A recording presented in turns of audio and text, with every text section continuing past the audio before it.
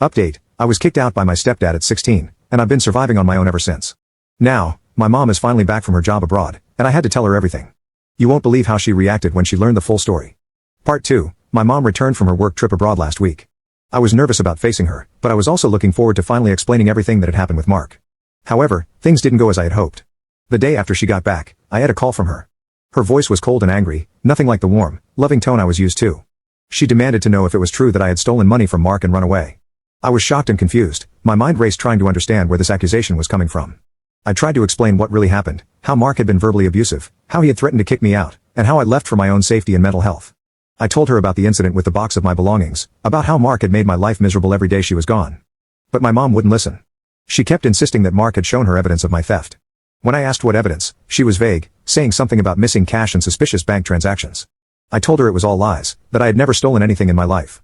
I reminded her of how I'd always been honest with her, how I'd worked hard at my part-time job to contribute to the household. But it seemed like her mind was already made up. I begged her to meet me in person so we could talk face to face. After some persuasion, she agreed, but when we met at a local cafe, Mark was with her. The moment I saw him, my heart sank. He had a sorrowful expression on his face, but I could see the triumphant glint in his eyes. Mark put on a show of being concerned and disappointed in me. He spun a tale about how he had tried his best to take care of me while my mom was away, but that I had become rebellious and started stealing money to fund a party lifestyle. He talked about how he'd noticed cash missing from his wallet and how he'd seen suspicious withdrawals from their joint account. I was floored. Every word out of his mouth was a lie, but he told it so convincingly. He even had fake receipts and bank statements that he claimed proved I'd been taking money.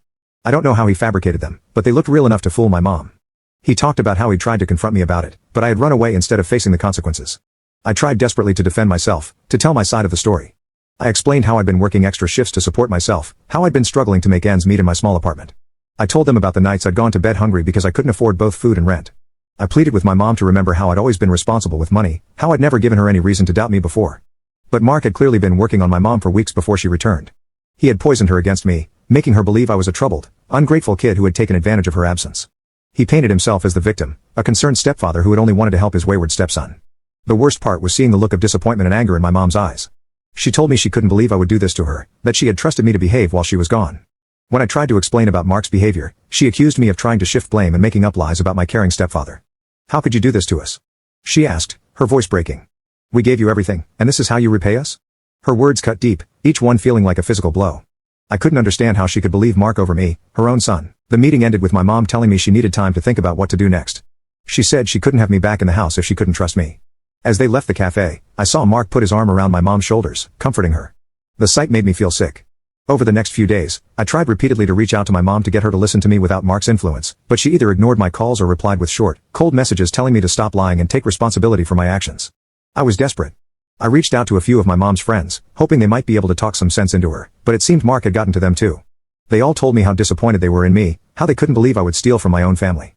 Eventually, my mom sent me a long text message saying she had decided it was best if I didn't come back home. She said she was deeply disappointed in me and that she needed time to process everything. She told me not to contact her for a while. I was devastated. Not only had I lost my home, but I had also lost my mom, the one person I thought would always be on my side. Mark had managed to manipulate her completely, turning her against her own son. The next few weeks were a blur. I threw myself into work and school, trying to keep my mind off the gaping hole in my life where my family used to be. I had trouble sleeping, often lying awake at night replaying the conversations in my head, wondering what I could have said differently to make my mom believe me. My grades started to slip again, and I was at risk of not graduating. It took a concerned teacher pulling me aside to snap me out of my funk. She noticed the changes in me and asked what was wrong. After some hesitation, I told her everything. To my surprise, she believed me. She helped me get in touch with a school counselor and a social worker who could provide me with resources and support. With their help, I was able to get back on track with my studies and even secure some additional financial aid to help with my living expenses. Now I'm trying to figure out my next steps.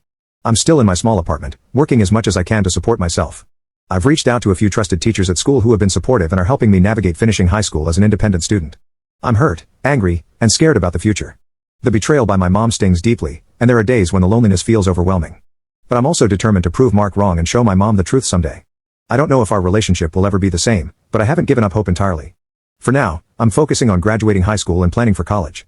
It won't be easy, but I'm determined to build a better life for myself, with or without my family's support. Thank you all for your support of my original post. If anyone has advice on how to move forward from here, I'd appreciate it. How do I heal from this betrayal? How do I build a life for myself when I feel so alone? Any words of wisdom would be welcome.